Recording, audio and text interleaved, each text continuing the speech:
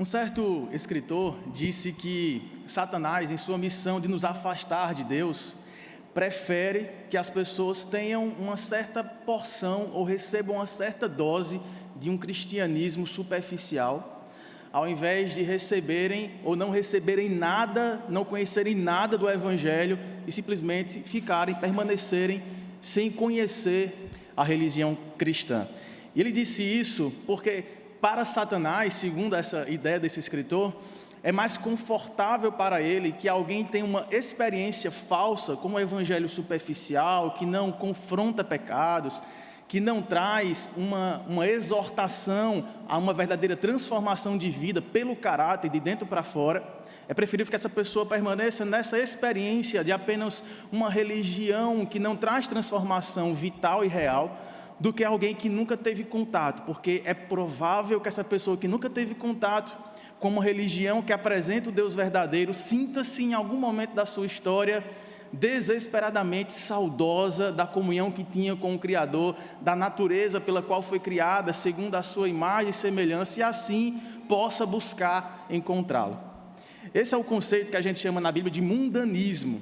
Mundanismo é o amor que as pessoas podem passar a nutrir pelas coisas do mundo. E aí cabe a gente fazer essa distinção de que mundo na Bíblia pode ser o mundo físico, a criação, e não é disso que a gente está falando. O Senhor nos ensina a amar a criação, a cuidar da criação, a guardar e contemplar as obras de Deus na criação. Temos também o conceito do mundo relacionado àquilo que é o conjunto das pessoas que vivem no mundo, um mundo como humanidade. Por exemplo, Deus criou e amou ao mundo de tal maneira. Então Deus amou a humanidade, que enviou o seu Filho, sendo Deus, para se fazer homem e resgatar a humanidade caída. Também não é deste conceito que mundanismo, essa advertência que Deus nos traz em sua palavra, trata. Nós devemos amar as pessoas e devemos amar até os nossos inimigos. Mas o terceiro conceito de mundo que a Bíblia nos chama a atenção é aquele sistema espiritual invisível que é contrário a Deus e a Cristo. É o conjunto de ideias que a gente não pode ver, mas que acaba apaixonando o nosso coração por caminhos e veredas que nos afastam de Deus. E é sobre isso que a Bíblia é repleta de advertências, a fim de que não cedamos a essa paixão, não amemos o mundo, nem o que há no mundo, porque assim o amor de Deus não estará em nós. Uma dessas advertências está na carta, ou na primeira carta de João. Peço que você abra, por favor, sua Bíblia, lá no finzinho da Bíblia, primeira carta do apóstolo João, no capítulo número 2, e nós vamos ler a partir do versículo 15. Diz assim a palavra de Deus: não ameis o mundo, nem as coisas que há no mundo. Se alguém amar o mundo, o amor do Pai não está nele. Porque tudo o que há no mundo, a concupiscência da carne, a concupiscência dos olhos e a soberba da vida, não procede do Pai, mas procede do mundo. Ora, o mundo passa, bem como a sua concupiscência. Aquele, porém, que faz a vontade de Deus, permanece eternamente. Amém? Até aqui por enquanto. Vamos orar, vamos pedir ao Senhor que fale ao nosso coração através da sua santa palavra. Oremos. Maravilhoso Deus, nosso Pai, somos gratos por esta manhã chuvosa, poder acordar com saúde, para estarmos aqui reunidos em Teu nome, para cantar louvores como cantamos, para orarmos juntos como já o fizemos, para ouvirmos também a leitura da Tua palavra e agora a ministração dela ao nosso coração. Ó Deus, que o Teu Santo Espírito que nos conduziu até aqui, possa continuar a falar ao nosso coração, a nos exortar, a confrontar os nossos pecados e alimentar a nossa alma do amor verdadeiro que nos transforma de dentro para fora. Pedimos assim com gratidão, Senhor, em nome e para a glória do Teu Filho Jesus. Amém e amém. O apóstolo João, irmãos, quando resolve escrever essa carta aqui, é por causa dela que ele fica conhecido como o apóstolo do amor. Porque a carta, essa primeira carta de João aqui, ele vai tratar de um dos testes da verdadeira fé, que é o teste social. Aquele que diz que ama a Deus e não ama ao próximo, não conhece o amor de Deus. É um dos testes que ele traz ali. O segundo teste da nossa fé é o teste que é doutrinário. Aquele que diz que Cristo, que Jesus não é o Cristo, que não veio em carne, em corpo, esse tal não é dele. E por fim, ele traz o teste moral. Aquele que ouve as minhas palavras, aquele que crê, mas que não está na luz como o Pai está na luz, a si mesmo se engana, e o amor de Deus nele não está. Com esses 3 testes, ele está chamando a atenção de uma igreja que estava sendo ali tenazmente assediada por falsas doutrinas, e a principal delas, que ficou conhecida na história como docetismo, que vem de uma palavra grega, que tem origem na palavra que a gente usa para aparência, dokel, e essa doutrina ficou conhecida como docetismo, que basicamente tinha ali a sua origem na filosofia grega, que condenava o aspecto material e exaltava o aspecto espiritual. Então, na vida humana, eles acreditavam, desde os ensinos de Platão, de que a matéria era uma parte inferior da nossa realidade e que ela aprisionava, enclausurava o nosso espírito, que na verdade o nosso corpo para nada presta, não tem nenhum valor, apenas a alma é que é pura e que deve ficar liberta à medida em que a morte faz esse rompimento, essa separação, matéria e espírito. Com base nessa doutrina, aquelas pessoas dessa igreja aqui, durante o 1º século, estavam discutindo sobre a realidade da encarnação de Cristo. Será que Jesus, de fato, sendo Deus, poderia ter matéria? Porque matéria é aquilo que torna o espírito enclausurado, que atrapalha a vida espiritual. É onde está o conjunto das desventuras humanas. Logo, se Deus é o bem-aventurado ou a fonte de toda bem-aventurança, ele não poderia ter corpo. E aí, irmãos, percebam que com essa reflexão filosófica, eles estavam se afastando do cerne do Evangelho. Por isso que o apóstolo João resolve escrever essa carta para consolidar a fé daqueles irmãos. E o tempo todo ele está incentivando aqueles irmãos a perceberem a beleza da encarnação de Cristo no que diz respeito à salvação toda, do homem todo, corpo e espírito. Nós fomos feitos nessa essência única, que não é divisível, fomos feitos com alma e corpo, recebemos o fôlego de vida em um corpo para vivermos eternamente. Mas adivinha, o absurdo acontece. Em Gênesis capítulo 3, nós temos o relato da queda que trouxe rompimento. O significado da palavra morte, quando Deus prometeu a Adão e a Eva dizendo, olha, vocês não devem comer deste fruto da árvore do conhecimento do bem e do mal, somente dele, das demais árvores, de tudo que eu coloco aqui ao seu dispor no jardim, vocês podem comer livremente, e vocês continuarão a ter comunhão comigo plenamente, porém, no dia que vocês comerem do fruto da árvore do conhecimento do bem e do mal, certamente morrereis, certamente vocês terão rompida essa unidade que torna vocês uma pessoa feita à minha imagem e semelhança. Vocês terão rompimento do corpo do seu espírito. Morte significa separação. E aí quando Cristo é enviado, ele vem para reunir aquilo que foi rompido.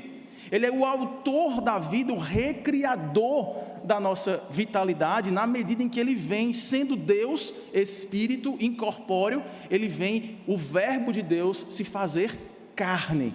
E aí cabe também essa distinção. Em toda a Escritura, nós temos a palavra carne, especialmente no Novo Testamento, usada muito mais no sentido negativo. Quando a gente pensa em carne, eu não sei você, mas quando eu comecei na minha infância, ouvindo a questão do Evangelho, que o Espírito luta contra a carne, que a gente não tem que dar vazão à carne, que a gente tem que segurar, e como o apóstolo Paulo fazia, até esmurrar o próprio corpo, a fim de que o Espírito obedeça ao Senhor, dá a ideia de que o pecado não habita o coração, ou a mente, ou a alma, ou o Espírito, ele habita o corpo. A carne é fraca e o Espírito está pronto. E a gente começa a entender essa palavra carne como se referisse ao corpo, à matéria. Mas na verdade esse espírito carnal diz respeito à nossa natureza rompida. A quando a gente cai, a gente se afasta do Criador e a gente começa a se encantar com os valores contrários a Deus e a Cristo. E a gente começa a se envolver com o espírito mundano, que é nada mais, nada menos do que esse conjunto de ideias que nos afastam daquele que nos fez para a sua glória, para o louvor das suas virtudes, para que vivêssemos completamente de alma e corpo voltados para a exaltação de quem ele é e das suas obras.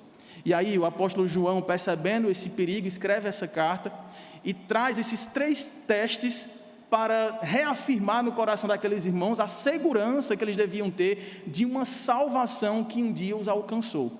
E, irmãos, cabe aqui essa advertência para nós hoje, porque João está escrevendo a uma igreja, a um conjunto de irmãos crentes em Cristo, mas que devido a essas sucessivas tentações que eles haviam recebendo ali, de falsos mestres, falsos pastores, que tentavam incluir vãs filosofias no ensino simples e puro do Evangelho, coube a João então trazer essa séria advertência para aqueles irmãos. Nesses 3 versículos que nós lemos, versículos 15 a 17, ele traz então 3 consequências deste rompimento que houve lá nos nossos primeiros pais e que alcançou a toda a humanidade, porque todos pecamos e carecemos da glória de Deus.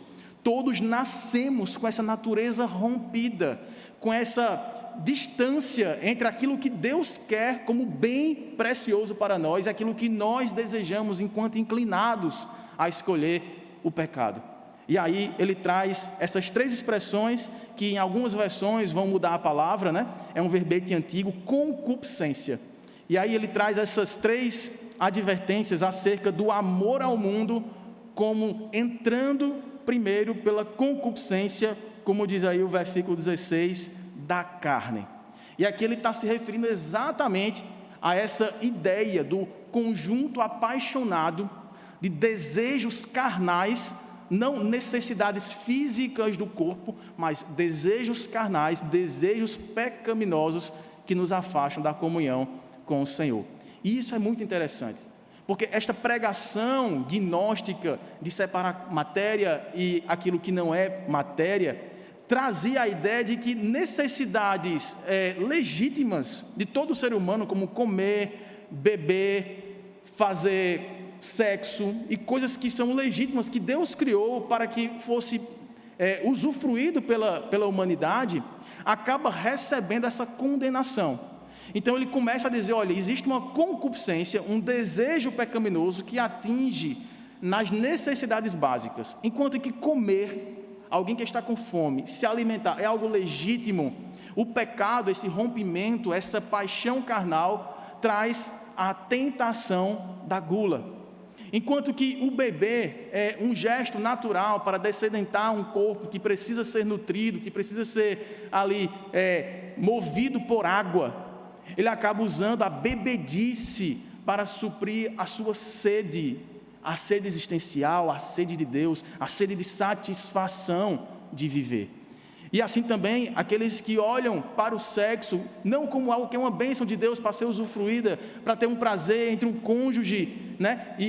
Entre uma pessoa e o seu cônjuge, entre o marido e a mulher, e ele perverte isso, e coloca isso ou antes ou fora do ambiente do casamento, trazendo assim destruição para o núcleo familiar. O sexo, que era uma coisa naturalmente dada por Deus para usufruto e procriação da humanidade, passa a ser uma perversão e trazer destruição.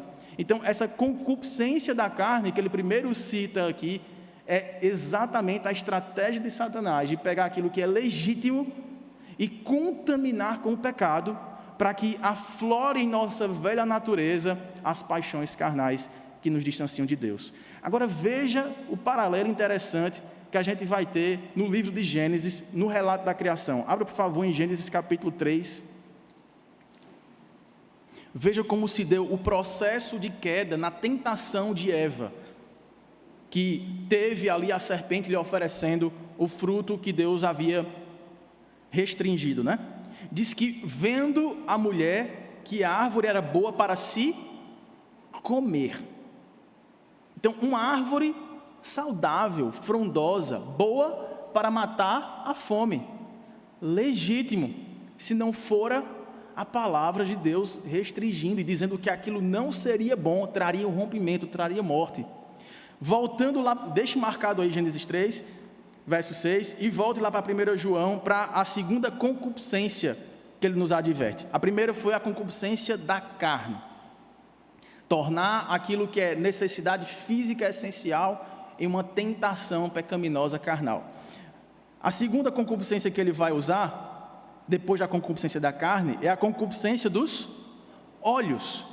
É fazer com que aquilo que entra pelos nossos olhos, que deveria ser movido pela contemplação das obras que Deus criou, que glorificam e revelam as belezas do seu ser, do seu propósito, da criação e de tudo que revela a sabedoria de Deus, passa a ser uma fonte ou uma entrada de tentações, daquilo que nós nos encantamos quando vislumbramos prazeres inoportunos que Deus nos restringe. E aí volte para a Gênesis e veja qual foi o segundo passo no processo da queda de Eva e do seu esposo.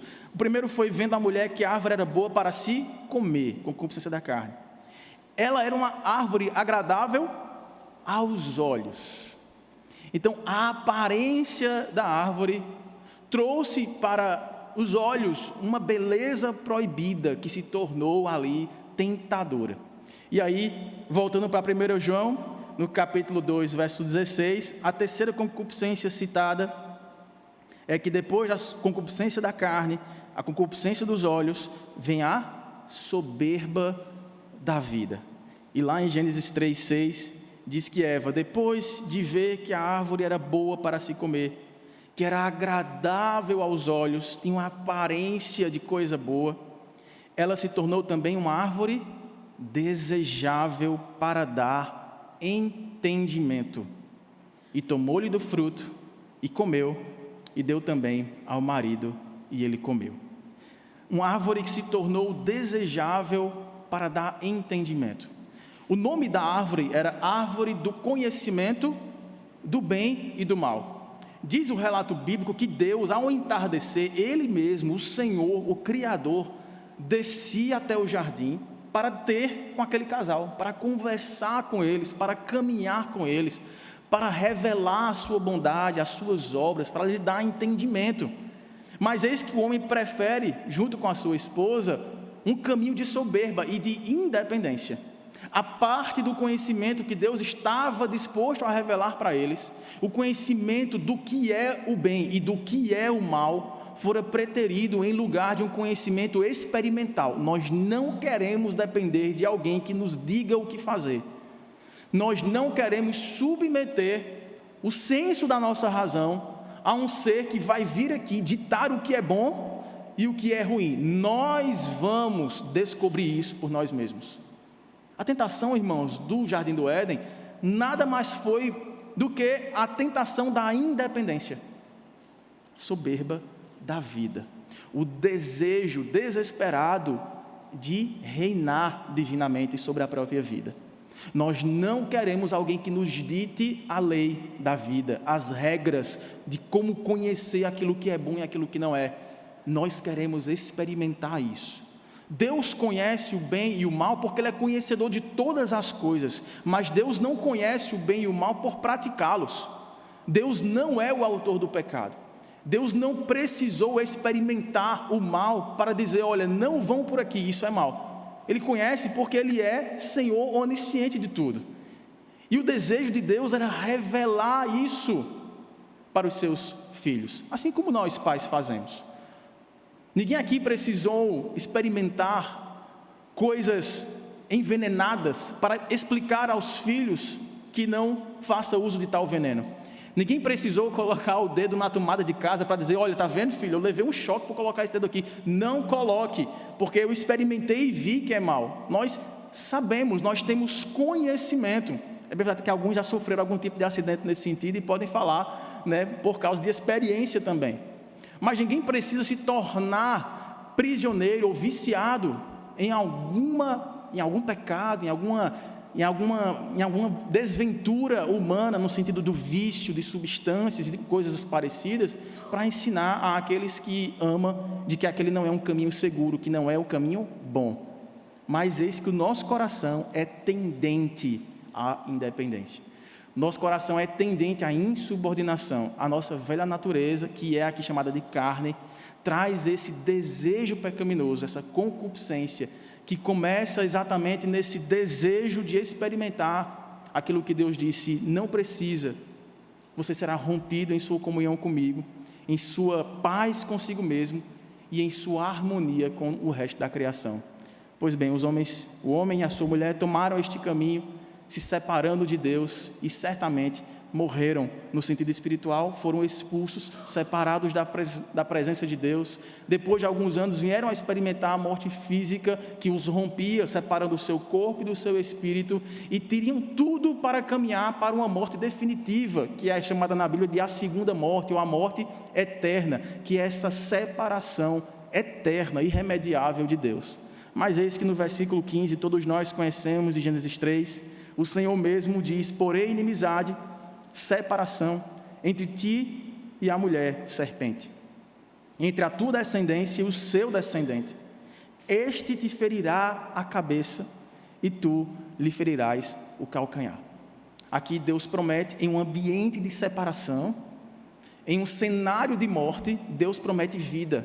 Vocês darão frutos, vocês terão descendentes, e um deles resolverá o problema desse rompimento, reunirá um povo para mim, um povo restaurado, perdoado, santificado. Jesus vem, sendo Senhor, se faz servo, sendo Deus, se faz Deus homem, para experimentar a obediência, sendo o autor da lei, o criador da regra do universo, mas ele se torna submisso e é obediente até a morte, morte de cruz, por todos nós, levou sobre si os nossos pecados, para que nele tivéssemos a paz do perdão e a reconciliação com Deus, e por causa disso, foi exaltado sobremaneira, recebendo o nome que está acima de todo nome, diante de quem todo joelho se dobrará e toda língua confessará que ele é Senhor, para a glória de Deus Pai. O apóstolo João então diz que, lá no versículo 16, ele explica que tudo o que há no mundo, essa concupiscência, esse desejo carnal, esse desejo por aquilo que nós vemos e que move o nosso coração, nos inclinando para coisas que parecem agradáveis, mas que no final dão caminhos de morte, e também a soberba da vida, que é esse desejo da independência, de não prestar contas ao Criador, tudo isso não procede do Pai, mas procede do mundo. E ele termina dizendo: ora, o mundo passa, bem como a sua concupiscência. Haverá um tempo em que não haverá mais esse tipo de luta, de tentação. Aquele, porém, que faz a vontade de Deus, este permanecerá para sempre. Nós temos aqui, irmãos, então, uma direta e clara advertência, não apenas aqueles irmãos que viveram durante o primeiro século, que estavam de repente aqui duvidando da humanidade integral de Cristo, mas para nós também como sua igreja.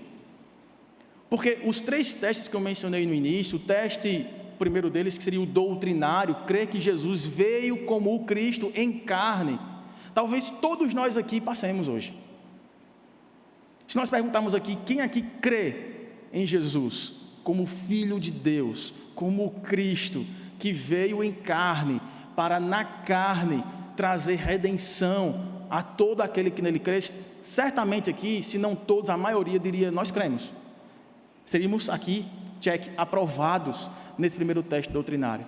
Mas em decorrência desse teste doutrinário, que tem a ver com o que nós cremos, com o que nós compreendemos, vem a confiança de viver em função daquilo que cremos. É a correspondência do teste moral. E é aqui que pega. Porque o apóstolo está nos dizendo que mesmo crendo dessa forma, mesmo compreendendo quem Jesus é, porque ele veio, o plano de salvação, nós podemos ser tentados a olhar e a desejar aquilo que nos afasta dele e que rompe o nosso relacionamento com o Criador. Quantas vezes você e eu não somos tentados naquilo que nos é básico? Se você perceber, as orientações e advertências de Cristo acerca da ansiedade, aquilo que torna-nos divididos, né? Ansiedade tem esse significado, é uma alma dividida ou uma mente partida. Você não sabe para onde pensar, você fica titubeando entre 2 pensamentos, você fica agitado, você não consegue focar a sua concentração, você perde a paz porque sua mente está confusa. Jesus fala: sabe de onde vem a ansiedade?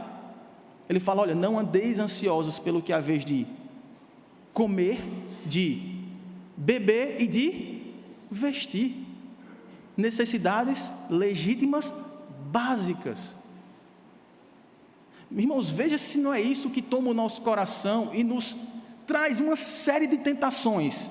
Como ganhar o pão, como ter moderação naquilo que colocamos no nosso organismo, e como não nos vislumbrarmos, nos acharmos maiores do que os outros ao construir os nossos próprios castelos que vestem a nossa morada e a nossa residência enquanto aqui estamos.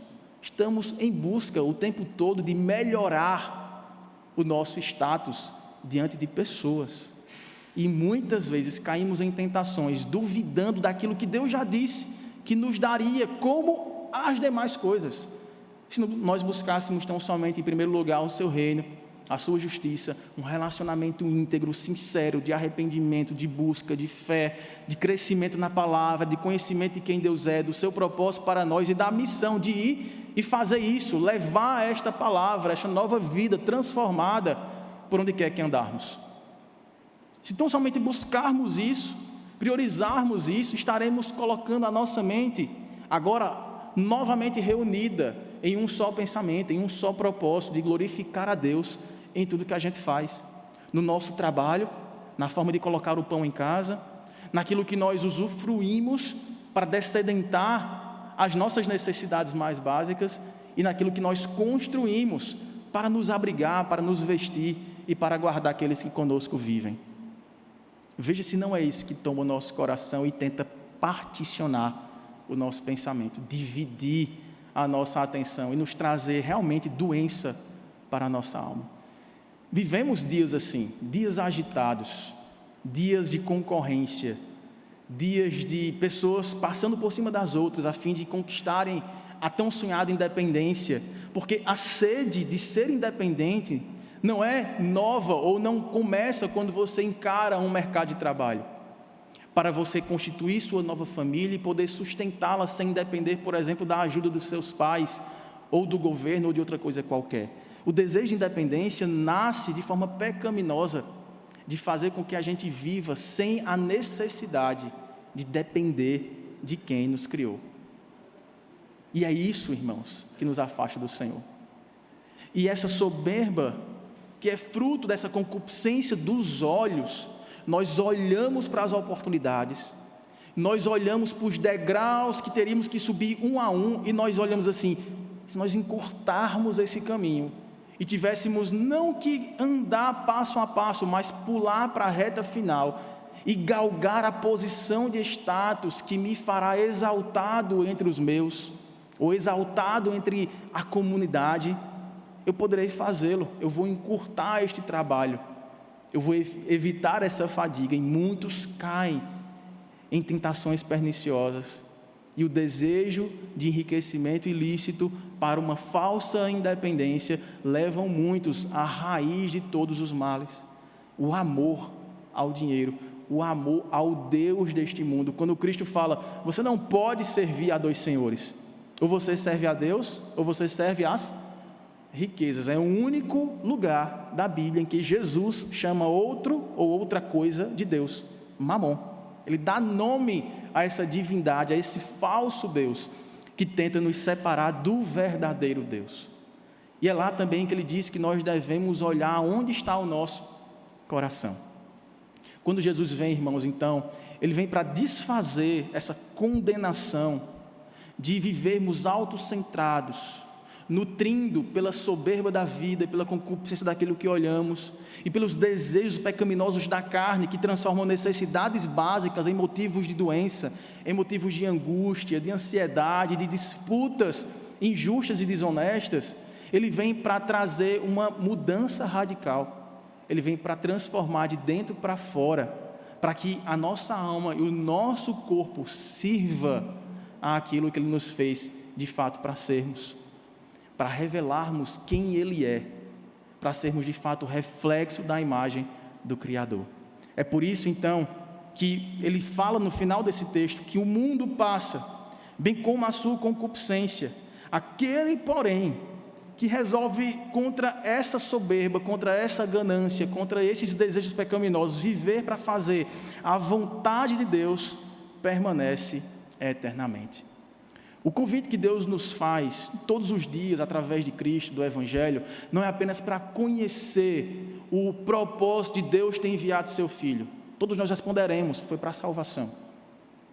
Também não foi meramente para que nós soubéssemos distinguir as filosofias humanas da verdade de Deus, de que corpo e alma foram criados em santidade, reunidos essencialmente para serem um eternamente.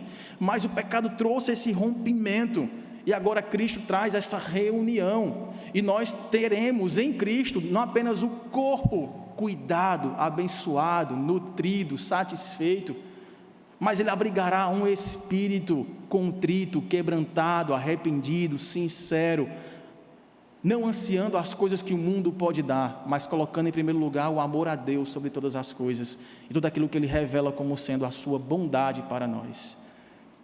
O que Deus quer de nós, irmãos, é que nós exercitamos esta fé verdadeira. Estamos aqui para isso, domingo após domingo. Em instantes começaremos mais uma aula de escola bíblica dominical. E o teste doutrinário está sendo feito o tempo todo na nossa vida. Em quem nós cremos, como está a nossa fé.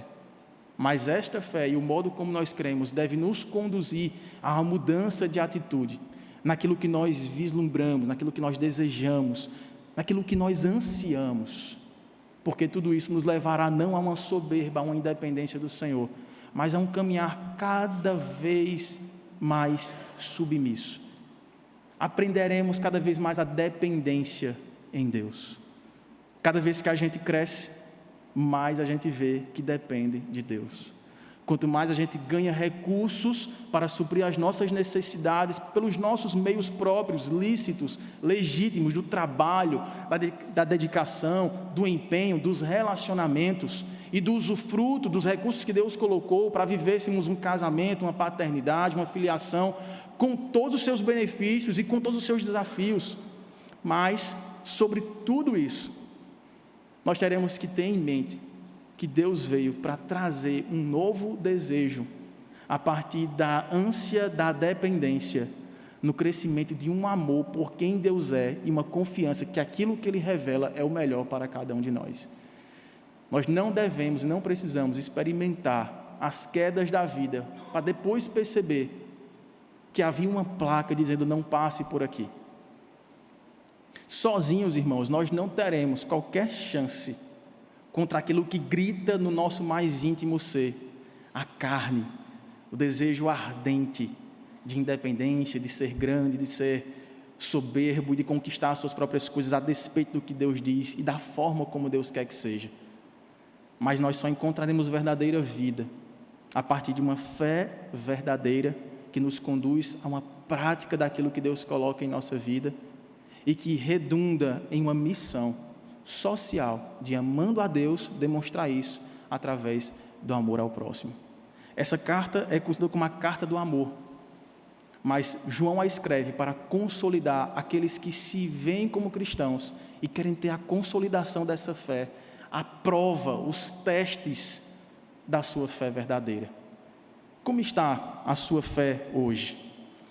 Como está o seu envolvimento com aquilo que você busca conhecer em termos de doutrina, em termos de filosofia? Você é alguém que aprendeu o plano do Evangelho e se viu satisfeito nisso e não procura se aprofundar? Você vem aqui apenas para bater o ponto do convívio social com aqueles que se identificam com a religião que você diz ter? Pois bem, é esse o teste que vem em seguida, que vai dizer quem de fato somos. É aquilo que tem sido transformado no nosso caráter, se vivemos de acordo com o que cremos. E isso só é possível, irmãos, com a presença do próprio Cristo ressurreto em nossa vida. É pelo Espírito Santo que todos esses desejos desvirtuados, pecaminosos, vão dando lugar a vitórias, dia após dia, de glória em glória, diante das dificuldades que nós enfrentaremos, das aflições que curtiremos, mas da presença de um Deus que nos transforma e que nos restaura a sua perfeita imagem e semelhança. E aí sim, socialmente, reverberaremos em nossa missão de indo fazer discípulos de todas as nações, na medida em que expressamos esse amor a Deus, amando as pessoas, cuidando das necessidades físicas não só da minha casa, mas demonstrando amor ao preocupar-me com as necessidades do outro. Na linguagem do autor aos Hebreus, tendo em vista não só o que é seu próprio, mas o que é do outro também, no sentido de acabar com a avareza, com o egoísmo e com a soberba da vida, e se preocupar em compartilhar o muito que Deus te deu com o pouco que algumas pessoas têm para viver. Isso é um teste que é constante. A gente não vai receber assim em um determinado dia o aprovado e pronto. Você não precisará mais se arrepender dos seus pecados, você não precisará mais se preocupar em buscar a Deus em arrependimento. É todos os dias levantarmos e dizermos: eis-me aqui, Senhor, o que tens para mim? Que a minha fé seja revelada na minha atitude e no modo como eu trato o próximo, para que aquilo que seja mais essencial e mais básico da dignidade da vida humana seja por mim percebido e ofertado, para que o teu amor se revele no meu próximo. Vamos orar nesta hora, porque o desafio está posto, mas sozinhos nada podemos. Vamos pedir que Deus possa aplicar a sua obra e confirmar no nosso coração a salvação que um dia nos alcançou. Maravilhoso Deus, nosso Pai, nenhum de nós aqui, Senhor, tem força e vitalidade próprias a despeito da Tua presença para vencer as concupiscências ou os desejos pecaminosos, carnais, dos nossos olhos, do nosso coração e a soberba da vida. Somente com o novo nascimento em Cristo Jesus, que veio para morrer exatamente pelas nossas concupiscências, se fez pecado por nós, para que nele fôssemos feitos justiça do Senhor, é que nós somos libertos e restaurados e refeitos, reunidos novamente, com um propósito único de glorificar o Senhor na vida e uns com os outros. Ó Deus, nós pedimos, todos, completa em nós essa boa obra, Pai.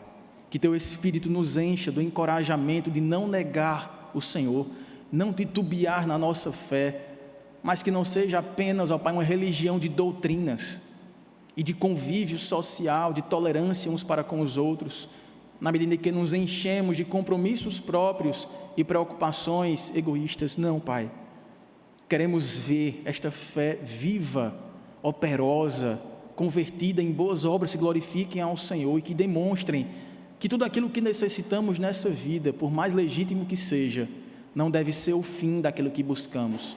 É o meio pelo qual Te conhecemos, aprendemos a Tua dependência e servimos com amor verdadeiro, não ao mundo e às coisas que há nele, mas o amor ao Senhor, que se reverte em um amor ao próximo, como a nós mesmos. Faça isso, Pai, nós Te daremos toda a honra, toda a glória, todo o louvor, hoje e para todo sempre.